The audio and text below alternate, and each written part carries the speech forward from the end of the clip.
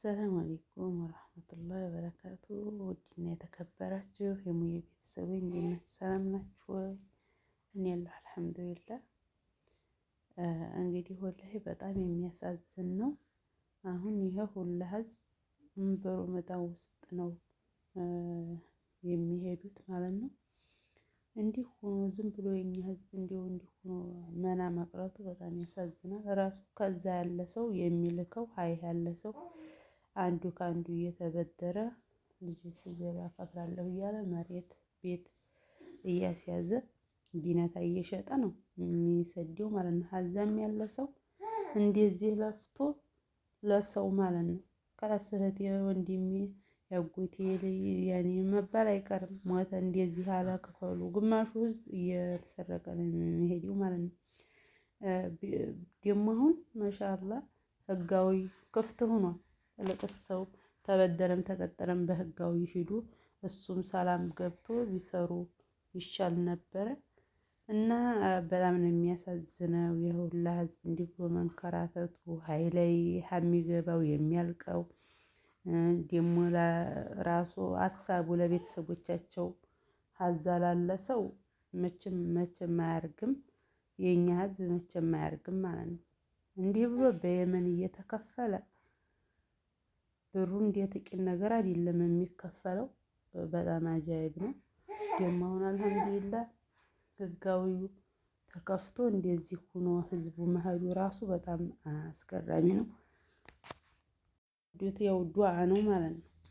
ህፃኖቹ ናቸው ራሱ ዝም ብለው ብድግ እያሉ የሚወጡት ማለት ነው። እና በጣም ከባድ ነው። ሀሱም ያላችሁት እየሞታችሁ ነው ያላችሁት። ገንዘብ የሚቸግር አይመስላቸውም። ተሰርቶ የሚገኝ የሚለፋ አይመስላቸውም። እና በጣም ከባድ ነው። በየመን እንደዚህ ብለው ተንከራተው ህዝቡ እንደዚህ ህጋዊ ተከፍቶ ራሱ ለወንድ የመን መሄድ ለወንዶቹ ራሱ በዱባይ በዛ ክፍት ነው ማለት ነው። በሳዑዲ አረቢያ ለወንድ ልጅ ክፍት ባይሆን ለወንድ ልጅ ለኢቃማ ክፍት ነው። እንግዲህ ኢቃማ መግዛት የማይችል አቅሙ የማይችል በዱባይ ራሱ እንደ ጥለብ ሆኖ መሄድ ይቻላል። እና በጣም አስገራሚ ነው። የኛ ነገር ሄዶ ዝም ብሎ ውሃ ለውሃ መሄድ ማለት ነው። የሚተዳደግ የለም። ሀይል ላይ ገብተውም ስንቱ የሚያዝ ሞልቷል። እዳቸውን ሳይከፍሉ የሚያዙ ሞልተዋል ማለት ነው። ገንዘባቸውን የመሄዱበትን ወጫቸውን ሳይከፍሉ እስር ቤት ይማቅቃሉ። እስር ቤት ደግሞ መሳፈር የለም ምን የለ። በአሁኑ ሰዓት ደግሞ ዘግቶታል። ደህና ተከፍቶ ቆየ። ደግሞ አሁን ብዙ አሁን እስር ቤት የተያዙት ሀዛው ናቸው። እና የኛ ነገር በጣም ያሳዝናል። በጣም ጉር ነው። እንግዲህ አላህ ሁሉንም ሰላሙንም ሀገራችንን ያርግልን። በሀገራችን ርዝቃችንን የሚያርግልን የመረጋጋትን ይስጠን ነው የምለው።